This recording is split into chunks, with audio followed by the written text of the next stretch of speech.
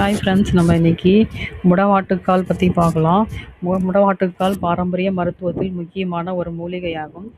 இது கிழங்கு நாட்டு மருத்துவத்தில் பல ஆண்டுகளாக பயன்படுத்தப்பட்டு வருகிறது. இது மூட்டி வலி, உடல் வலி, நரம்பு பலவீனம் போன்ற பிரச்சனைகளுக்கு இது சிறந்ததாக இருக்குது.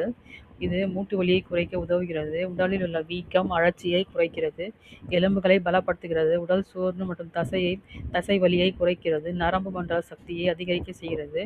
உடல் நோய் எதிர்ப்பு சக்தியை மேம்படுத்துகிறது. முக்கியமாக வயதானவர்களுக்கு ஏற்படும் முடக்குவாதம், முழங்கால் வலி போன்றவற்றை சரி செய்ய இது உதவுகிறது. முடவாட்டுக்கால் கிழங்கு செய்வது எப்படி என்று பார்க்கலாம்.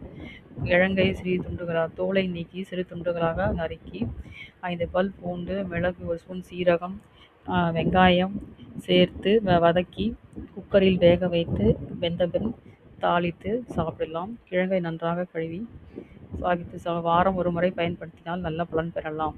கர்ப்பிணி பெண்கள் மற்றும் உடல் நல பிரச்சனை உள்ளவர்கள் மருத்துவ ஆலோசனை பெற்று சாப்பிடுவது நல்லது. பயன்படுத்தி பலன் பெறுவோம். தேங்க்யூ.